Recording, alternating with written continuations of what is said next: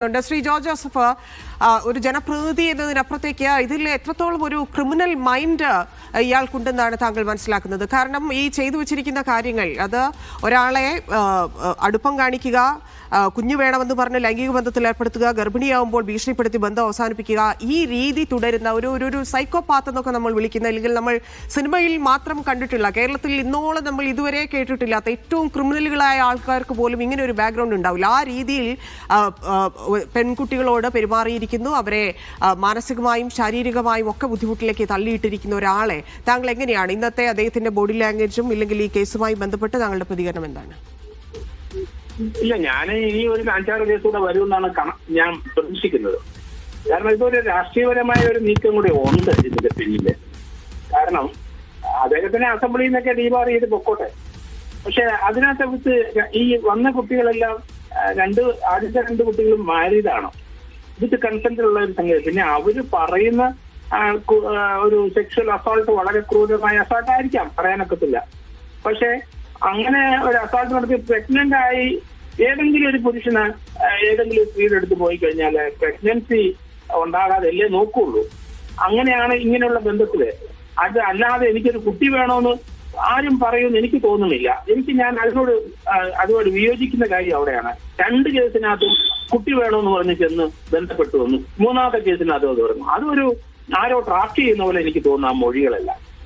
കാരണം അത് ഒരു സെക്ഷൻ, ഒരു 10 വർഷം ശിക്ഷ കിട്ടാൻ വേണ്ടി അട്രാക്ട് ചെയ്യാൻ വേണ്ടി ഒരു മൊഴി പറയുന്ന പോലെ അല്ലേ തോന്നുന്നത്. അപ്പൊ അതിനോടൊക്കെ പൊരുത്തും. അതുകൊണ്ടായിരിക്കും ശ്രീ ജോർജ് ജോസഫ്, അതിനൊക്കെ തെളിവില്ലേ? അതിനൊക്കെയുള്ള ചാറ്റ് നമ്മൾ കണ്ടതാണല്ലോ. ആദ്യത്തെ പരാതിയിൽ തന്നെ ആ ചാറ്റൊക്കെ നമ്മൾ കണ്ടതാണല്ലോ. അതിലെന്താണ് താങ്കൾക്ക് ഇത്ര സംശയം? എനിക്ക് സംശയമാണത്. ആദ്യത്തെ 2 കേസിന് ജാമ്യം കൊടുക്കുമെന്ന് ഞാൻ പറഞ്ഞതാണ്. കാരണം അതൊരു കൺസെന്റോടുള്ള സെക്ഷനാണ്. അത് ക്രൂരമായി പോയ അടുത്ത് വേറെ അത് കാര്യം. വിത്ത് കൺസെന്റ് സെക്ഷനാണ് ആദ്യം 2ാമത്തെ വന്നിരിക്കുന്നത് എനിക്ക് തോന്നുന്നത്. ഇപ്പോഴത്തെ കേസിനകത്തും എന്തിനാണ് ആ പെൺകുട്ടി തന്നെയാണ് മുറിയെടുത്തിരിക്കുന്നത് ആ ഹോട്ടലിൽ പോയി, അവിടെയാണ് ഇയാൾ ചെല്ലുന്നത്. ഈ കൺസെന്റ് ഉണ്ടാവുന്നത് എങ്ങനെയാണ്? വിവാഹ വാഗ്ദാനത്തിലാണ് ആ കൺസെന്റ് ചോദിക്കുന്നത്. ഞാൻ കല്യാണം കഴിച്ചോളാം എന്ന് പറഞ്ഞിട്ടാണ് ആ കൺസെന്റ് എടുക്കുന്നത്. കല്യാണം കഴിക്കുന്നില്ല എന്ന് മാത്രമല്ല, കുട്ടി ഗർഭിണിയാകുമ്പോൾ പോയി ഗർഭചിത്രം നടത്താൻ നിർബന്ധിക്കുകയും ചെയ്യുന്നു. അതിലല്ലേ ആ ക്രിമിനൽ സ്വഭാവം അവിടെയല്ലേ വരുന്നത്? അതിപ്പോ ഒരു വൺ സൈഡല്ലേ നമ്മൾ കേട്ടിട്ടുണ്ട്. അയാളുടെ വെർഷൻ, അയാളുടെ വാദഗതികളൊക്കെ നമ്മളിപ്പം ജാമ്യത്തിൽ വരുമ്പോൾ കുറച്ച് കേൾക്കാം. അയാൾക്ക് ഒറ്റ വേർഷനേ ഉള്ളൂ, നമുക്കറിയാവുന്നിടത്തോളം അയാൾക്ക് ഒറ്റ വേർഷനേ ഉള്ളൂ. ഇതെല്ലാം ഉഭയസമ്മത പ്രകാരമാണ് എന്നുള്ളത്. അത് സ്വാഭാവികമാണ്. 2 പേർ തമ്മിൽ പ്രണയത്തിലാണില്ലേ, 2 പേർ തമ്മിൽ ഇത്തരത്തിലൊരു ബന്ധമുണ്ടെങ്കിൽ അത് സ്വാഭാവികമല്ലേ? അത് അങ്ങനെയല്ലേ അത് നടക്കുന്നത്?